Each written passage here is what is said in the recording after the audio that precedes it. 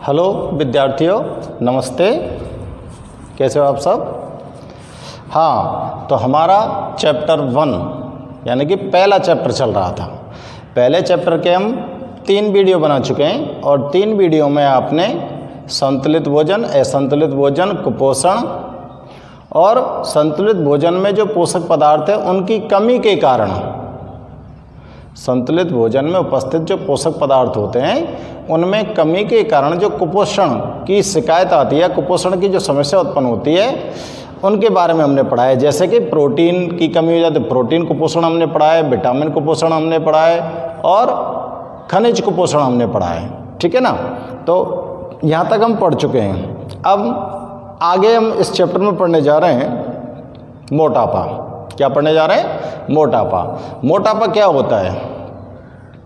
मोटापा जो होता है वो आपके शरीर के ऊपर अतिरिक्त वसा जब जमा हो जाती है, अतिरिक्त जब चर्बी आपकी त्वचा के नीचे जमा हो जाती है तो वो आपके शरीर का वजन बढ़ाने लगती है, जिससे आपके शरीर का भार बढ़ता है। और जब शरीर का भार बढ़ता है तो उस स्थिति को बोलते हैं मोटापा। और मोटापा होने पर व्यक्ति की जो संभावित आयु होती है वो घट जाती है। जो अधिक मोटे लोग होते हैं उनकी जो संभावित आयु, जो उम्र उनकी जो निश्चित होती है वो कम हो जाती है। ठीक है ना? तो हम कैसे जान पाएँ कि किसी व्यक्ति के अंदर मोटापा है या नहीं है? तो मोटापे को नापने के लिए एक पैमाना बनाया गया है। मोटापे को नापने के लिए एक पैमाना बनाया गया है और उस पैमाने को बोलते हैं हम BMI। क्या बोलते हैं? BMI, शरीर भार सूचकांक। इसमें क्या होता है कि आप व्यक्ति की लंबाई को लेंगे और उसके वजन को लेंगे और दोनों में क्या देंगे? हम भाग देकर हम उसके शरीर का वजन ज्ञात करते हैं, यानी कि उसकी लंबाई के हिसाब से उसके शरीर के अंदर कितना वजन है उससे हम उसको निकालते हैं। और अगर इस स्थिति में अगर 25 किलोग्राम प्रति मीटर के हिसाब से, 25 किलोग्राम प्रति मीटर स्क्वायर के हिसाब से अगर आपका ये अनुपात आता है तो ये मोटापे से पूर्व की स्थिति मानी जाएगी। यानी कि इस स्थिति में आप मोटापे के शिकार इन फ्यूचर होने वाले हो। अगर 25 किलोग्राम प्रति मीटर स्क्वायर आता है तो आपका ये अनुपात, और अगर ये अनुपात आता है 30 किलोग्राम प्रति मीटर स्क्वायर के हिसाब से तो आप मोटापे के शिकार हो चुके हो। क्या हम मोटापे के शिकार कब हो चुके होंगे? जब हमारे शरीर की लंबाई और वजन का जो अनुपात है वो 30 किलोग्राम प्रति मीटर स्क्वायर के हिसाब से आता है। समझ में आ रही बात? इसके अलावा मोटापा अगर किसी व्यक्ति को हो जाता है तो उस मोटापे के कारण उस व्यक्ति के अंदर बहुत सारे रोग अपने आप ऑटोमेटिकली उसकी बॉडी के अंदर प्रवेश कर जाते हैं। यानी कि वो एक चलता फिरता रोगों का, बीमारियों का एक घर बन जाता है। जैसे हाई ब्लड प्रेशर, हृदय संबंधी रोग, आर्थराइटिस, घुटनों में दर्द, जोड़ों में दर्द, माइग्रेन, ठीक है ना, और सांस का फूलना। तो ये सारी परेशानियाँ, डायबिटीज़, शुगर की बीमारी जो होती है वो, ये सारी चीज़ें आपको गिफ्ट में मिलती हैं जब मोटापा आदमी का अंदर ज़्यादा हो जाता है तो। ठीक है ना? तो हमें मोटापे से बचना चाहिए। अब मोटापे से बचने के लिए हम क्या कर सकते हैं? मोटापे से बचने के लिए हमको संतुलित भोजन करना चाहिए। क्या करना चाहिए? संतुलित भोजन करना चाहिए। संतुलित भोजन में आप लोग देखो, कोई भी तली हुई चीज़ नहीं खाएंगे। मैदा और बेसन से बनी हुई, मैदे की चीज़ों का इस्तेमाल तो बिल्कुल नहीं करेंगे, बेसन से बनी हुई चीज़ों का इस्तेमाल कम से कम करेंगे। और ये जो डिब्बाबंद पैक जो सामग्री आती है इसका बिल्कुल भी उपयोग नहीं करेंगे। तली हुई चीज़ों का हम बिल्कुल उपयोग नहीं करेंगे। बाज़ार से जो तली हुई, फ्राई हुई या पैकेट में बंद जो खाद्य सामग्री आती है जिसको बोलते हैं हम जंक फूड, उसका सेवन बिल्कुल नहीं करेंगे तो हम इस मोटापे से बच सकते हैं। तो बच्चों, हम लिखना स्टार्ट करते हैं कि मोटापा क्या होता है और किस तरह से हम मोटापे के शिकार होते हैं और हमें मोटापे के कारण कौन कौन सी बीमारियां हो जाती हैं। ठीक है ना। तो स्टार्ट करते हैं। मोटापा, आज का टॉपिक चल रहा है हमारा क्या, मोटापा।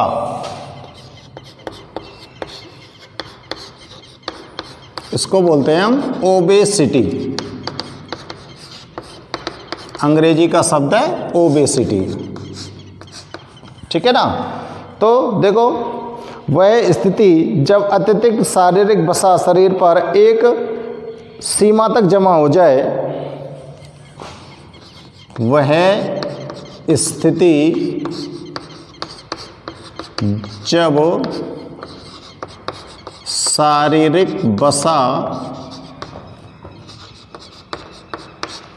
जब शारीरिक वसा हमारे शरीर पर, जब शारीरिक वसा हमारे शरीर पर या हमारे शरीर में इस सीमा तक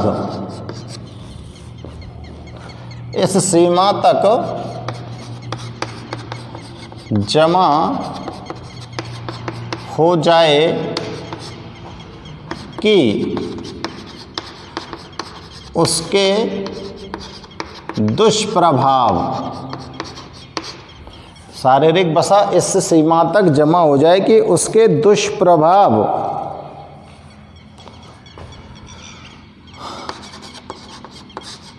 हमारे स्वास्थ्य पर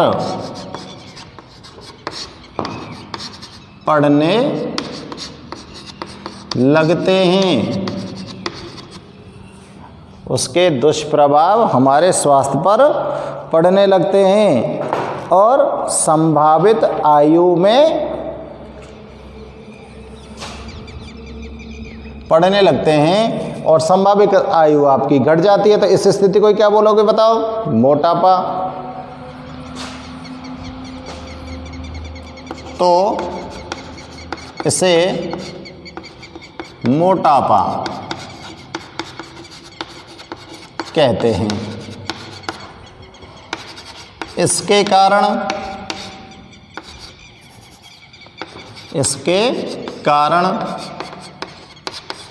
संभावित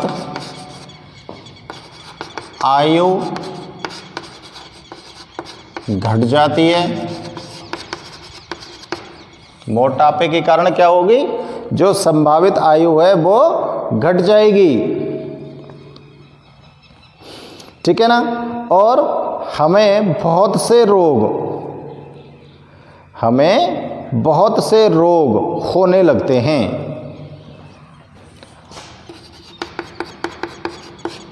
और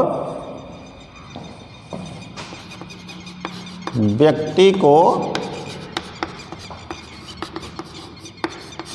अनेक बीमारियां होने की आशंका होती है। आशंका शब्द लिख सकते हैं या होने लगती है, इस तरह से लिख सकते हैं।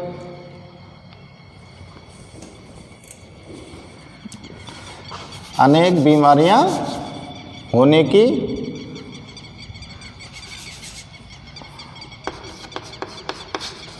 होने लगती हैं, जैसे ब्लड प्रेशर, रक्तचाप, हृदय रोग और मधुमेह रोग, श्वसन संबंधी समस्याएं,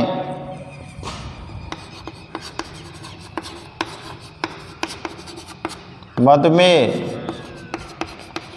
श्वसन रोग, और जैसे रात को खर्राटे लेना तो निद्राकालीन समस्या, निद्राकालीन समस्या,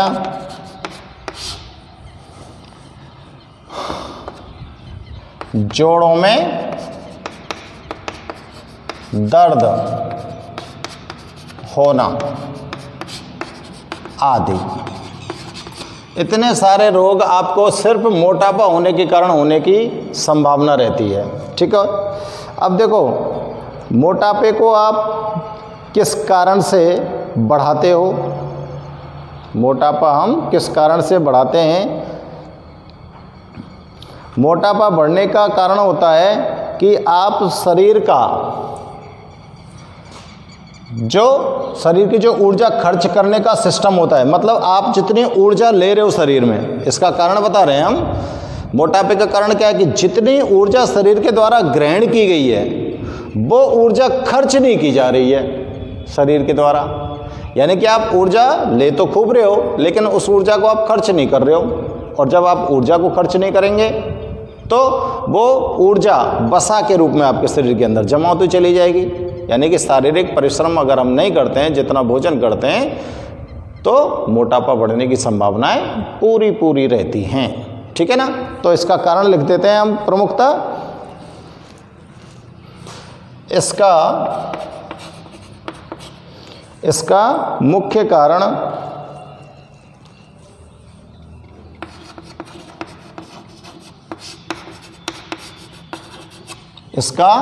मुख्य कारण ऊर्जा के सेवन और ऊर्जा के उपयोग के बीच असंतुलन होना है।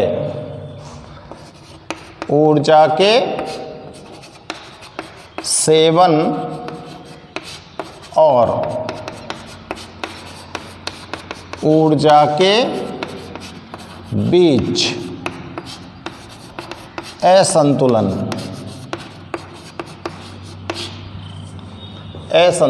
उत्पन्न होना है।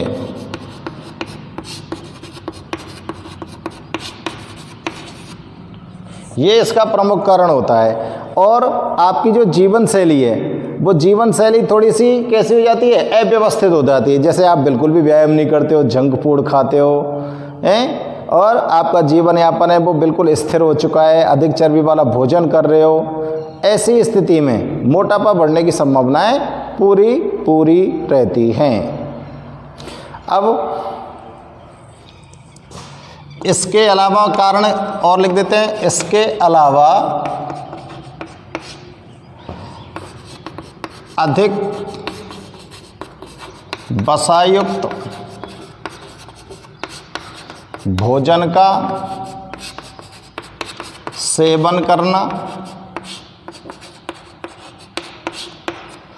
अधिक वसायुक्त भोजन का सेवन करना और व्यायाम कम करना, कम व्यायाम करना। और क्या लिख सकते हो? और एक आध ठीक सा कारण लिख देते हैं। स्थिर जीवन यापन और शरीर की क्रियाओं का ठीक से नहीं होना।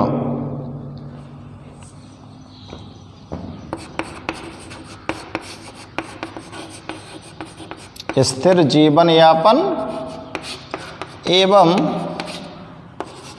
शारीरिक क्रियाओं का ठीक से नहीं होना, ये इसके मोटापे के कारण हो गए। ठीक है भाई? अब देखते हैं मोटापे को किस तरह से नाप सकते हैं हम। ठीक है ना?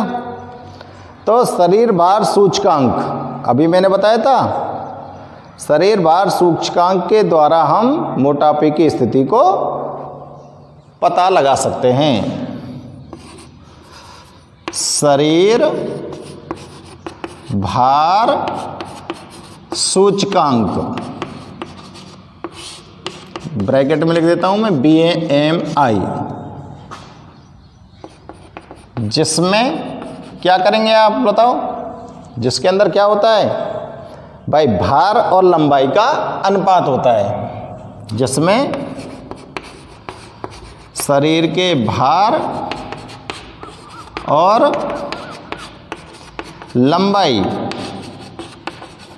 का अनुपात होता है।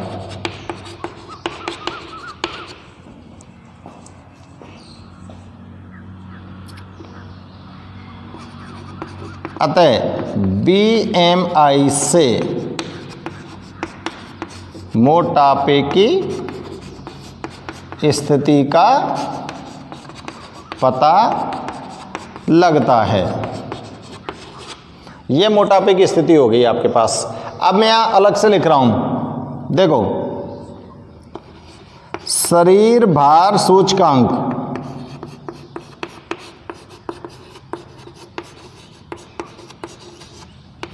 शरीर भार सूचकांक BMI, ये क्या होता है, शरीर भार सूचकांक क्या होता है और इससे हमको किस चीज़ का पता चलता है। तो मैं इसका हेडिंग डाल के आपको लिख रहा हूँ। तो देखो BMI, मैं यहाँ पे नोट कर देता हूँ आपको, BMI की फुल फॉर्म, BMI की फुल फॉर्म लिख रहा हूँ मैं यहाँ पर, बॉडी मास इंडेक्स, ये BMI की फुल फॉर्म है अंग्रेजी में, ठीक है। और BMI की फुल फॉर्म हिंदी में क्या है, शरीर भार सूचकांक, ठीक है ना। हिंदी में इसकी फुल फॉर्म क्या हो जाएगी, शरीर भार सूचकांक। इसको कैसे परिभाषित करें, मानव शरीर के भार और लंबाई के अनुपात को क्या बोलोगे आप, BMI। अब मैं शॉर्ट में लिख सकता हूं ना, BMI कहते हैं। अब ये क्या हेल्प करता है आपकी, इसके द्वारा हम मोटापा स्थिति के बारे में जानकारी प्राप्त करते हैं, ठीक है। यदि BMI का मान, जैसे आप भार का और लंबाई का मान निकाल रहे हो, तो जब BMI का मान 25 किलोग्राम प्रति मीटर स्क्वायर, BMI का मान कितना आ रहा है, 25 किलोमीटर प्रति मीटर स्क्वायर किलोग्राम, तो ये क्या है, के बीच है, तो इसे क्या बोलोगे, मोटापा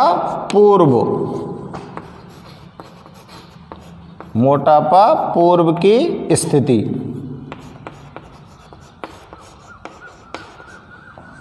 और यदि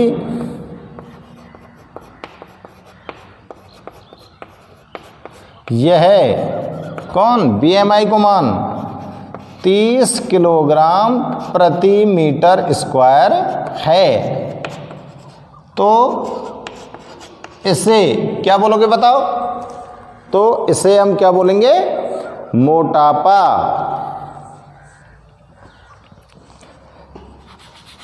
तो इसको क्या बोलोगे आप, मोटापा से अधिक है, तो इसे, या इस स्थिति को, तो इस स्थिति को मोटापा कहते हैं, ठीक है ना। तो ये हो गया मोटापे के बारे में बेटा। तो आप लोग आराम से देख सकते हो मोटापा क्या होता है, मोटापा किसके कारण हो सकता है, मोटापे के कारण हमारे शरीर में क्या परेशानियां हो सकती हैं, और मोटापे को हम किस प्रकार से नाप सकते हैं, अपने शरीर के मोटापा जो है उसको किस प्रकार से नाप सकते हैं। ठीक है ना, आपके शरीर का जितना वजन है ना उस वजन को तोल लेंगे और उस वजन के बाद आपकी जो लंबाई है उस लंबाई को मीटर में नाप लेंगे और मीटर में नाप के उसका स्क्वायर करेंगे। जैसे आपकी लंबाई 3 मीटर है, सॉरी 3 मीटर तो हो ही नहीं सकती, 1.5 मीटर है, जैसे 5.5 फुट है या 5-6 फुट है, जितनी भी है 1.5 मीटर है, तो 1.5 मीटर का स्क्वायर कर देंगे तो 1.5 × 1.5 कितना हो जाएगा। ठीक है ना, तो उसका फिर भाग देंगे किस में, आपके शरीर के वजन में, क्योंकि यहाँ मात्रक के हिसाब से आप लोग ध्यान रखेंगे, वजन तो कई मिलेंगे किलोग्राम में और लंबाई कई मिलेंगे मीटर में, और फिर उसका क्या कर लोगे आप, स्क्वायर, मीटर का स्क्वायर करेंगे और मीटर को स्क्वायर करके किलोग्राम के वजन में भाग दे देंगे। और अगर आपका उत्तर आता है 25 किलोग्राम प्रति मीटर स्क्वायर के बीच में या इसके आगे पीछे थोड़ा बहुत, तो ये मोटापे पूर्व की स्थिति है, यानी कि अब आप इससे आगे आने वाले समय में मोटापे के शिकार हो सकते हो। और अगर आपका ये मान आता है 30 किलोग्राम प्रति मीटर स्क्वायर से अधिक, तो ये स्थिति क्या है, मोटापा। ये स्थिति क्या कहलाएगी आपकी, मोटापा कहलाएगी। ठीक है ना, मोटापा से अगर आपको बचना है तो क्या करना पड़ेगा, अधिक वसायुक्त भोजन का सेवन करना बंद करना पड़ेगा। जैसे चावल अधिक वसायुक्त होता है, आलू अधिक वसायुक्त होता है, ऐसे ही कुछ और पदार्थ हैं जो अधिक वसायुक्त होते हैं, उनका सेवन कम करना पड़ेगा। आप जो कम व्यायाम कर रहे हो, आपके शारीरिक व्यायाम को बढ़ाना पड़ेगा। और आपका जो जीवन यापन स्थिर है, स्थिर का मतलब सुबह जगे बस नहाए धोए खाया पिया फिर सो गए, या फिर यहाँ घर से बैठे गाड़ी में बैठकर सीधे ऑफिस में जाके बैठे, यानी कि बैठे बैठे रहते हैं हम, बिल्कुल भी पैदल नहीं चल पाते हैं, तो वो हमारा होता है स्थिर जीवन यापन, और ऐसा बहुत लंबे समय तक होता है। तो इसका दुष्प्रभाव हमारे शरीर पर बहुत बुरा पड़ता है। ठीक है ना, तो स्थिर जीवन यापन और शारीरिक क्रियाएं ठीक से नहीं होना। शारीरिक क्रियाओं में आती हैं, बात करते हैं बेटा हम, जैसे आपका पाचन तंत्र ठीक से नहीं चल रहा है, तो आपने जो खाना खाया है वो ठीक प्रकार से जब नहीं पचेगा तो उसके अपशिष्ट पदार्थों का निर्माण नहीं होगा, और उसके अपशिष्ट पदार्थों का निर्माण अगर नहीं हुआ है तो वो आपके शरीर से बाहर नहीं निकलेगा। तो इस स्थिति में जो जहरीले पदार्थ, अपशिष्ट पदार्थ जो आपके शरीर को आवश्यक नहीं है, वो फैट के रूप में आपके शरीर में जमा होते चले जाएंगे और आपका मोटापा बढ़ता हुआ चला जाएगा। ठीक है ना, अब ये तो इसके मुख्य कारण हो गए, और इसका मेन कारण क्या होगा, आपने जितनी ऊर्जा को ग्रहण किया है, अगर आप उस ऊर्जा को खर्च नहीं कर रहे हो तो वो ऊर्जा जाएगी कहाँ। भाई माना हमने 10 किलो कैलोरी ऊर्जा ली, हमारे शरीर को जरूरत थी, और हमने उसको खर्च उसमें से 2 किलो कैलोरी की है बस, बाकी 8 किलो कैलोरी ऊर्जा जो होगी वो कहाँ रहेगी, आपके शरीर के अंदर होगी। और आप सुबह भी ऊर्जा ले रहे हो, शाम को भी ऊर्जा ले रहे हो, यानी कि आप दिन में जब भी कुछ खाते हो तो उससे एनर्जी तो मिलती है शरीर को। तो इन सारी चीज़ों का हम ख्याल रख सकते हैं। और एक इसके बारे में अलग से पूछा जा सकता है, कई बार पूछा जाता है BMI का पूरा नाम लिखिए। तो BMI का आप हिंदी में नाम लिखते हो तो शरीर भार सूचकांक होता है, और इंग्लिश में इसकी फुल फॉर्म मैंने यहाँ पे लिख दी है, बॉडी मास इंडेक्स।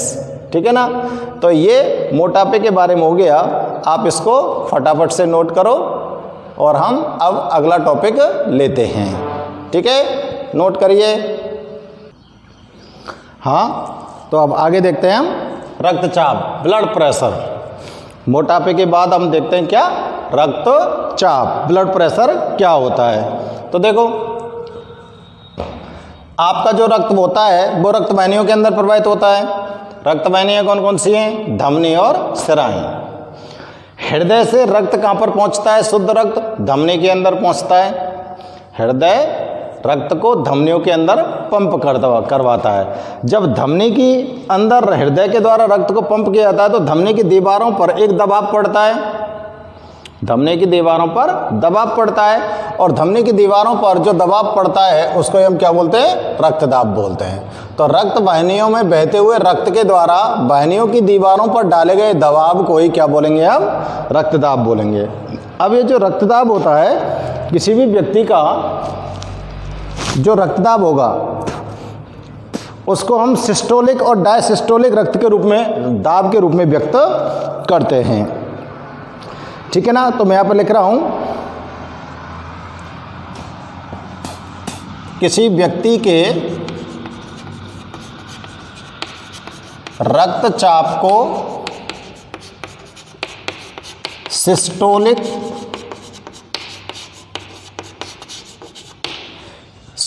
क्या होती है, जैसे मैं ब्लड प्रेशर लिखूंगा ना, तो सिस्टोलिक को क्या बोलेंगे, ऊपर की संख्या जो धमनी के दबाव को दर्शाएगी। ऊपर की संख्या, ठीक है ना। सिस्टोलिक तथा डायसिस्टोलिक, ये क्या होती है, नीचे की संख्या। ये सिराओं के दबाव को दर्शाती है, यानी कि धमनी की जो शीतलन स्थिति है उसको दर्शाती है। भाई ऊपर की संख्या तो धमनी के दबाव को दर्शाएगी, जैसे हृदय की मांसपेशियां संकुचित होंगी तो धमनी की दीवारों पर दबाव पड़ेगा, और नीचे वाली जो संख्या है धमनी में उस दबाव को दर्शाएगी जो संकुचन के बाद हृदय की मांसपेशियां कैसे हो जाएंगी, शिथिल हो जाएंगी। संख्या के रूप में व्यक्त करते हैं। एक सामान्य व्यक्ति का रक्तदाब कितना होता है बताओ, 120/80 mm। अब देखो ऊपर की संख्या और नीचे की संख्या यहां पर लिख रहा हूं मैं। ऊपर की संख्या क्या है, 120, इसको क्या बोलेंगे, सिस्टोलिक रक्तदाब, और नीचे की संख्या क्या है, 80, इसको क्या बोलोगे, डायस्टोलिक रक्तदाब, ठीक है ना। mm होता है, ये पारे के दाब पर होता है। जो थर्मामीटर होता है, यानी कि जो आपका स्फेंगोमैनोमीटर होता है, रक्तचाप मापी जो होता है, उसके अंदर पारा भरा होता है, और पारे के दाब पर ही हम रक्तदाब को नापते हैं, ठीक है ना। अब आपको यहाँ पर मैं और क्लियर कर देता हूँ, जो सिस्टोलिक दाब है वो तो धमनी में हृदय के संकुचन से उत्पन्न होता है। सिस्टोलिक रक्तदाब तो धमनी में हृदय के संकुचन के कारण होता है, और डायस्टोलिक दाब जो होता है वो धमनी के अंदर हृदय के शिथिलन के कारण होता है, क्योंकि ये तो संकुचन हो गया, ये शिथिलन हो गया। जैसे ही संकुचन होगा तो तेजी से रक्त बाहर निकलेगा, धमनियों के अंदर पहुंचेगा, तो वहाँ पर ज़्यादा होगा ब्लड प्रेशर, और इस तरह से शिथिल जब हो जाएगा तो धमनियों के अंदर दबाव घट जाएगा, तो वहाँ पर रक्तदाब कम होगा, उसको डायस्टोलिक बोलेंगे। समझ आ रही है ना बात। सिस्टोलिक क्या होता है, हृदय मांसपेशियों द्वारा हृदय के संकुचन से धमनी के अंदर उत्पन्न अधिक दाब को सिस्टोलिक कहते हैं। और डायस्टोलिक क्या होता है, हृदय की मांसपेशियों में शिथिलन के कारण धमनियों में उत्पन्न निम्न दाब को डायस्टोलिक कहते हैं, ठीक है ना। तो सिस्टोलिक और डायस्टोलिक आपको यहाँ पर पता चल रहा है। तो देखो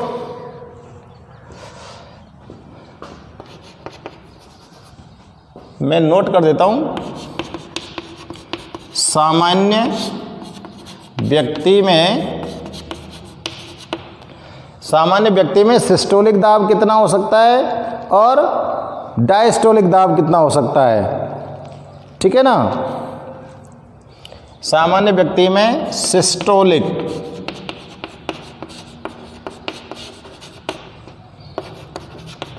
रक्तचाप पारा भरा होता है ना उसके, किसके अंदर, रक्तचाप मापी के अंदर पारा भरा होता है, पारे के 90 से 120 mm, 90 से 120 mm के बीच होता है। तथा डायस्टोलिक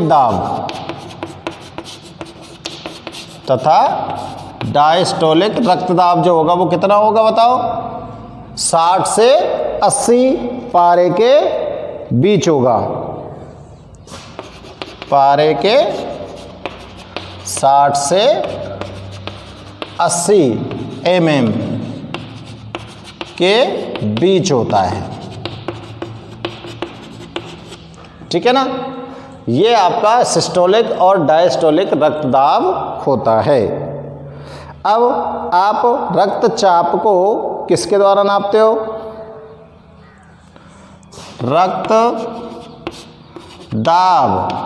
रक्तदाब कह सकता हूं मैं, रक्तचाप भी कह सकता हूं, कोई सा भी शब्द आप यहां पर उपयोग में कर सकते हो। तो मैं रक्तचाप भी लिख रहा हूं और अंग्रेजी में लिख देता हूं मैं बीपी। नापने वाले यंत्र को क्या बोलोगे बताओ? हिंदी में लिख रहा हूं मैं, रक्तचाप मापी।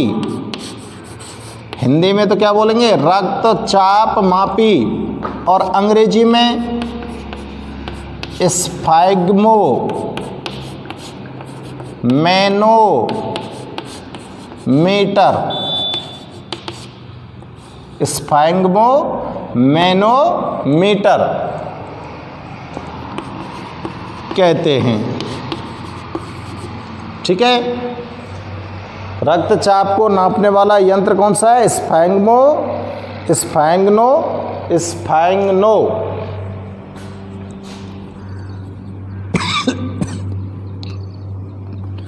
मैनोमीटर। अब देखो, जो रक्तचाप होता है वो कितने प्रकार का होता है? 2 प्रकार का। कौन सा? हाई ब्लड प्रेशर और लो ब्लड प्रेशर। रक्तचाप 2 प्रकार का होता है। नंबर एक क्या लिख सकते हो आप? निम्न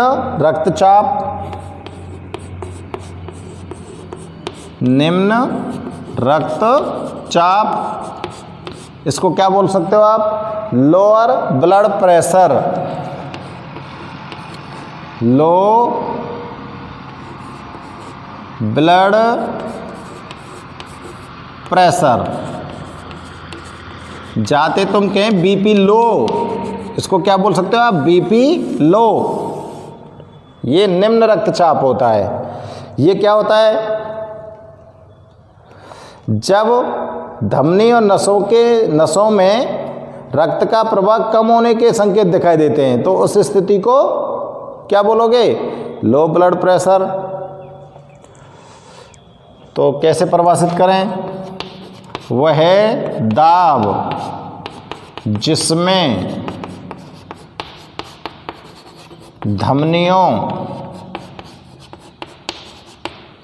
व नसों में, धमनी की बात करें और नसन की बात करें, धमनियों व नसों में रक्त का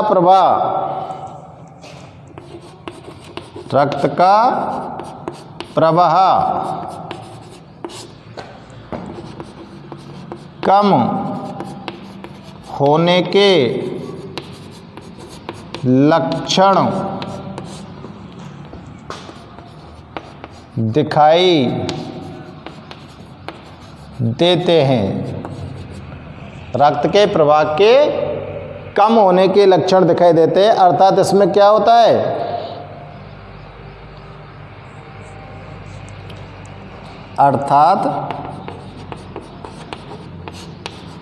रक्त प्रवाह कैसे होगा? धीमा होता है या धीमी गति से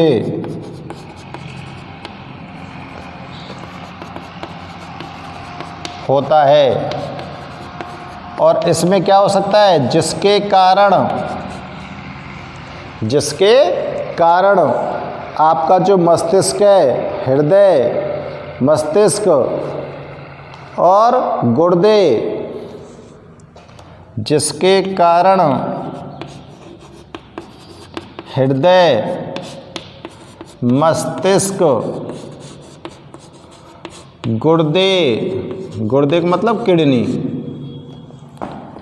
आदि में रक्त के साथ क्या किया जाता है, पौष्टिक पदार्थ और ऑक्सीजन आदि में ऑक्सीजन व पौष्टिक पदार्थ पर्याप्त मात्रा में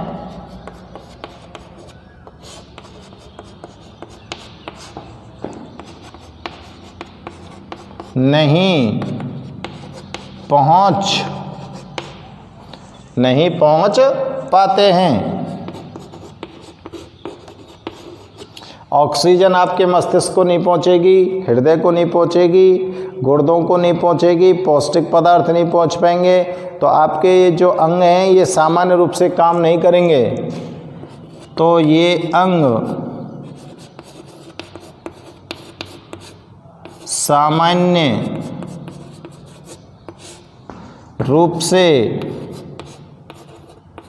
सामान्य रूप से कार्य नहीं करते, अर्थात ये क्षतिग्रस्त हो सकते हैं।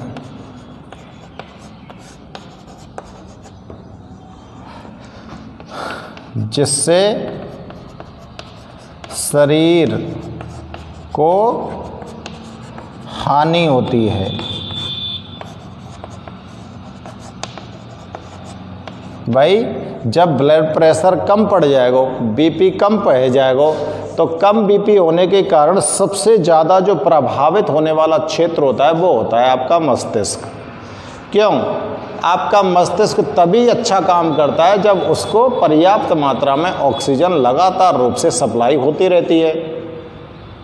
अब पर्याप्त मात्रा में जब इसको ऑक्सीजन लगातार रूप से सप्लाई होती रहेगी तो आपका मस्तिष्क आपके सब पूरे के पूरे शरीर के ऊपर अपना अच्छा नियंत्रण करेगा और शरीर के सभी अंगों को सुचारू रूप से संचालित करने का काम भी ठीक ढंग से करेगा।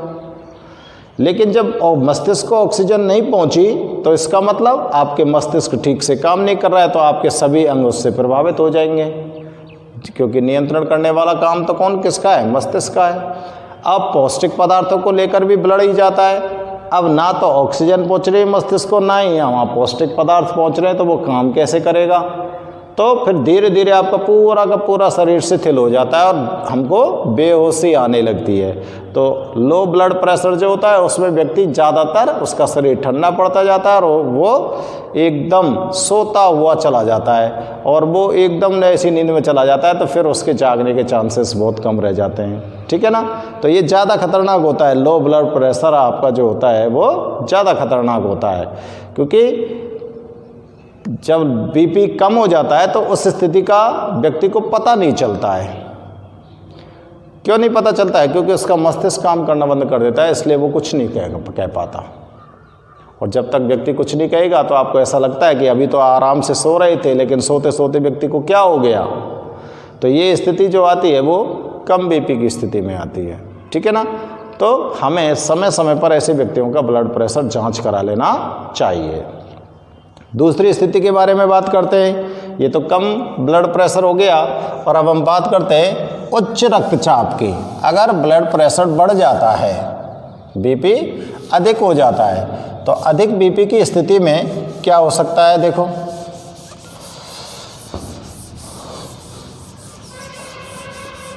अधिक बीपी की स्थिति में देखते हैं हम उसमें क्या घटना घटित हो सकती है।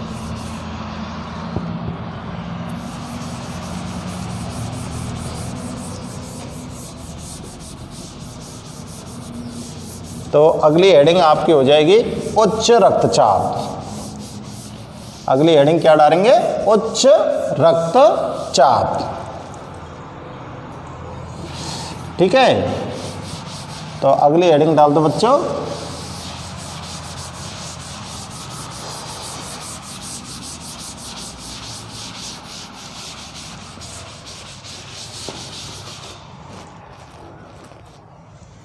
दूसरी उच्च रक्तचाप, इसको मैं अंग्रेजी में लिख देता हूँ हाई ब्लड प्रेशर। जाते तुम बोले बीपी हाई, हाई बीपी, इसकी बात करते हैं हम, ठीक है ना। और ये हाई बीपी किसके कारण होता है?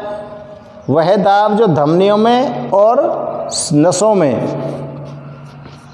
रक्त प्रवाह के अधिक होने के कारण उत्पन्न होता है। वह दाब जो धमनियों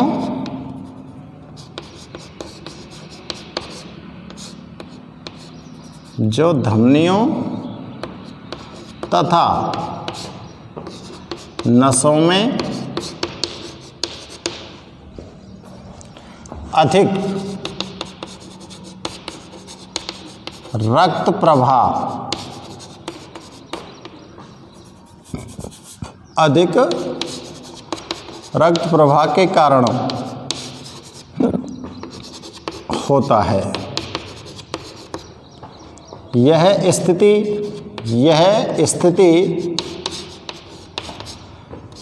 या तो आप चिंता ज़्यादा करते हो, या आपको डर लग रहा है, या आप बहुत ज़्यादा गुस्सा करते हो, क्रोध वाले हो। ये तीनों स्थितियाँ खतरनाक हैं।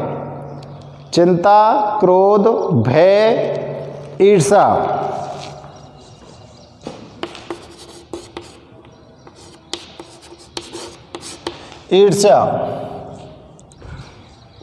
या तो ये तीन स्थिति हैं, 3-4, या फिर इसके अलावा आप जो खाना खा रहे हो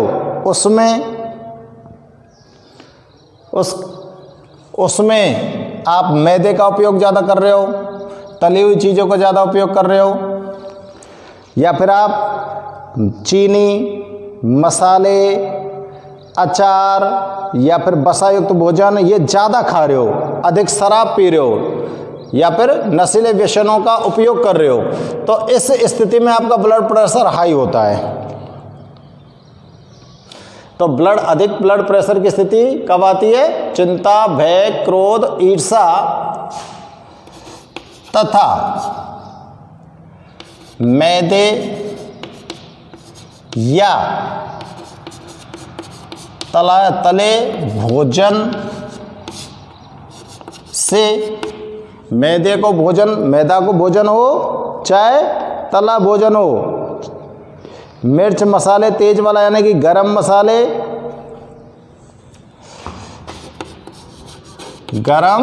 मसाले, अचार, चीनी किसी भी चीज़ के अंदर होती है, मिठाई में हो सकती है या फिर अन्य कई दूसरी जगह हो सकती है, चीनी और श्रमहीन जीवन और नशीले पदार्थ,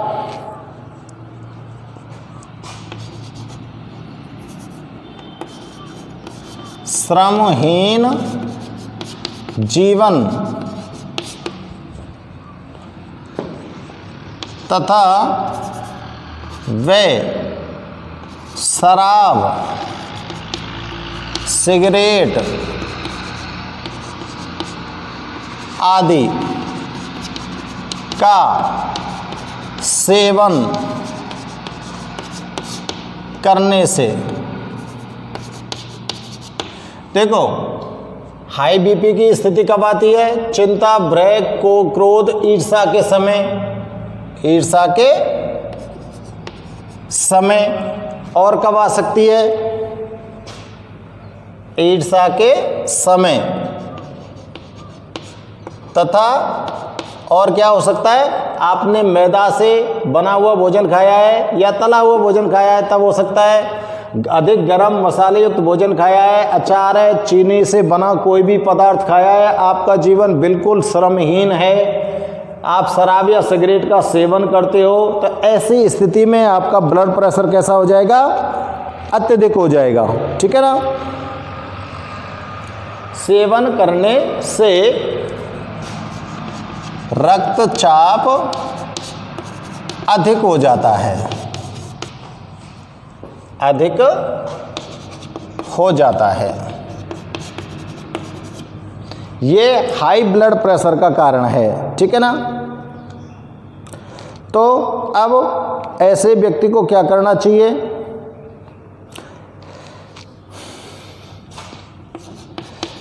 ऐसे मरीज को पोटेशियम युक्त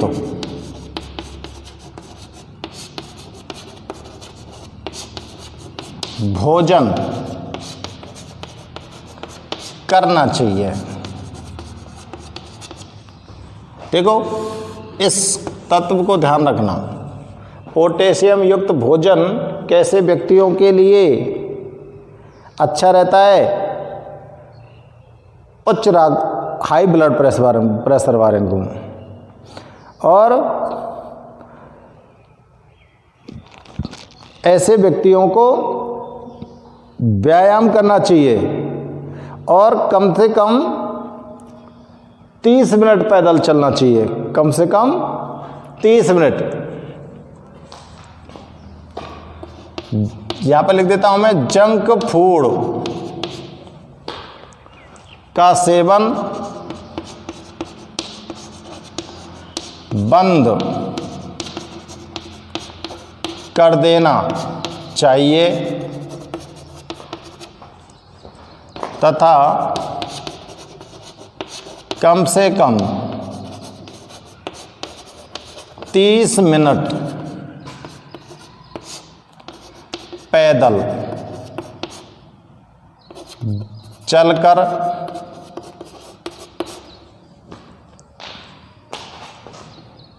व्यायाम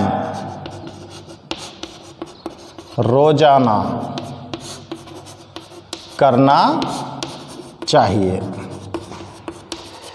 ठीक है, ये हाई बीपी वाले लोगों के लिए है, ठीक है ना। तो ये आपके ब्लड प्रेशर के बारे में हो गया, हाई ब्लड प्रेशर और लो ब्लड प्रेशर। आप लोग हाई और लो दोनों प्रकार के ब्लड प्रेशर को नोट कर सकते हैं, ठीक है ना। इसके बाद अब हम आगे देखते हैं नशीले पदार्थों के बारे में। आपके चैप्टर के अंदर क्या कहा गया है? ये जो नशीले पदार्थ होते हैं ये आपके शरीर पर बहुत बड़ा दुष्प्रभाव डालते हैं। नशीले पदार्थ हमारे शरीर पर बहुत बुरा दुष्प्रभाव डालते हैं। तो ये हमें किस प्रकार से नुकसान पहुंचा सकते हैं, इस चीज़ को हम यहाँ पर इस चैप्टर के अंदर देखेंगे। तो देखो कौन कौन से नशीले पदार्थ हैं जो हमको सबसे ज़्यादा प्रभावित करते हैं, और ऐसे नशीले पदार्थ कौन से हैं जो आप उनको रोज़ाना उपयोग करने के लिए तैयार रहते हो, रोज़ाना करते भी हैं, ठीक है ना। तो सबसे पहले हम बात करते हैं भाई साहब गुटखा की। ये जो गुटखा होता है, इस गुटखा के कारण क्या परेशानियां आपके शरीर के अंदर हो सकती हैं, ठीक है ना। तो अब हम बात करते हैं किसकी? नशीले पदार्थ। आपकी अगली हेडिंग क्या हो जाएगी? नशीले व्यसन। इस तरह की हेडिंग डाल देंगे, नशीले व्यसन, ठीक है ना। और नशीले व्यसनों में आप सबसे पहले बात कर रहे हो किसकी? गुटखा। किसकी बात करते हैं हम? गुटखा की, ठीक है ना। देखो गुटखा के कारण क्या हो सकता है। गुटखा क्या होता है? तो गुटखा जो होता है वो सुपारी के टुकड़े, कत्था, चूना, सुपारी के टुकड़े,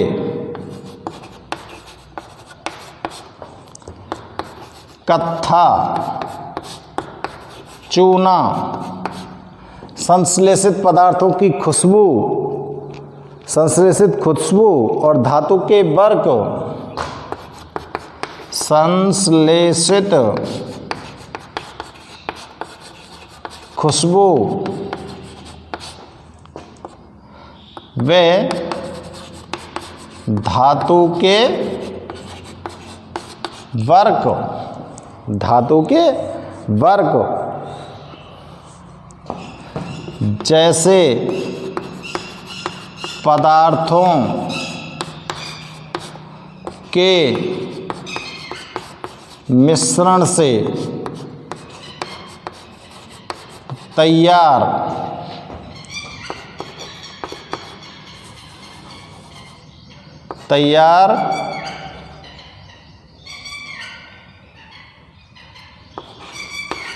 किया गया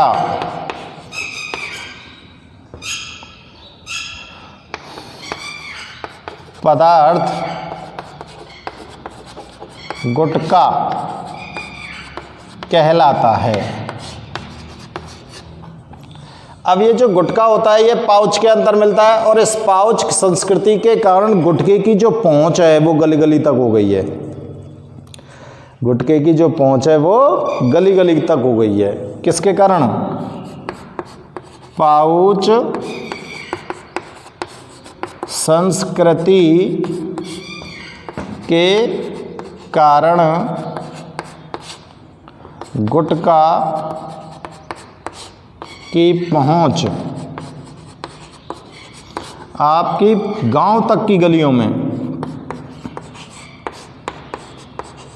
गली गली तक हो चुकी है। अब देखो, गुटखा खाने से आपको एक रोग होता है, यहां पे मैं लिख रहा हूं, गुटखा खाने से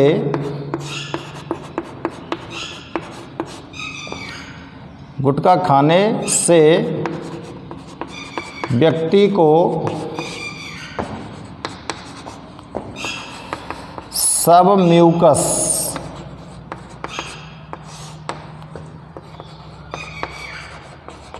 फाइब्रोसिस नाम रोग का एक ही नाम है, सब म्यूकस फाइब्रोसिस नामक रोग हो जाता है। गुटखा खाने से कौन सा रोग हुआ है? सब म्यूकस फाइब्रोसिस रोग, ठीक है ना। इस रोग में क्या होता है बताओ? इस रोग में जो आपका जबड़ा होता है उसकी अस्थियां जो होती है वो सख्त और कठोर हो जाती हैं। इस रोग में जबड़े की हड्डियां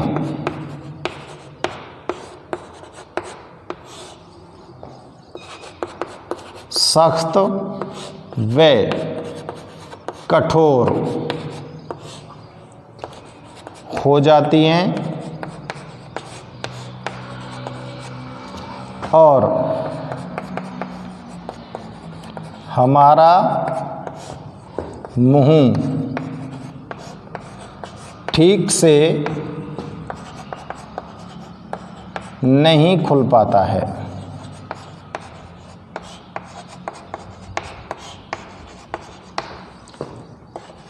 इससे किससे? गुटखा सेवन करने से। गुटखे का अगर आप सेवन कर रहे हो तो इससे कैंसर होने की संभावना भी रहती है, होने का खतरा रहता है। कैंसर होने का खतरा भी गुटखा खाने से होता है। तो ये गुटखा हो गया बेटा। गुटखा क्या होता है, किससे बना है और कैसे आप लोगों की पहुंच तक ये पहुंचा है, कैसे हर व्यक्ति के पास ये पहुंचा है। तो वो चीज़ देखो, गुटखा किससे तैयार हुआ है? सुपारी के टुकड़े, कत्था, चूना, संश्लेषित खुशबू और धातु के वर्क जैसे सभी पदार्थों का मिश्रण करके जो नया पदार्थ बनेगा उसको क्या बोलोगे? गुटखा बोलेंगे। और ये जो गुटखा होता है ये पाउच संस्कृति के कारण, यानी कि छोटे छोटे से पैकेट इसके बन जाते हैं। तो पाउच संस्कृति के कारण गुटखे की जो पहुंच होती है वो प्रत्येक गली तक, गांव, शहर, ढाणी, कस्बे, सब जगह तक गुटखे की पहुंच हो चुकी है, ठीक है ना।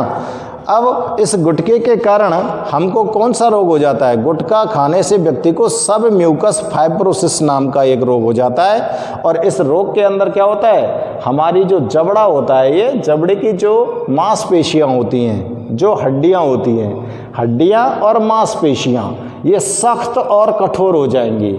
तो आपका ये जो मुंह होगा, जो जबड़ा चलता है, जिससे आपका मुंह खुलता है, ये आपका मुंह नहीं खुल पाएगा। और मुंह नहीं खुल पाएगा तो आपको ना भोजन करने के भी लाले पड़ जाते हैं, ठीक है ना। तो ये सब गुटखा खाने से होता है। और गुटखा खाने से और क्या परेशानी हो सकती है? कैंसर होने का खतरा भी व्यक्ति को गुटखा खाने से रहता है। तो ये नशीला व्यसन आपका पहला कौन सा हो गया? गुटखा। गुटखे से आपको क्या परेशानी हो सकती है और कौन से रोग आपको हो सकते हैं, ये आप लोगों ने देखा है, ठीक है ना। इसके बाद अगला नशीला व्यसन हम देखते हैं, ठीक है। आप इसको नोट करिए।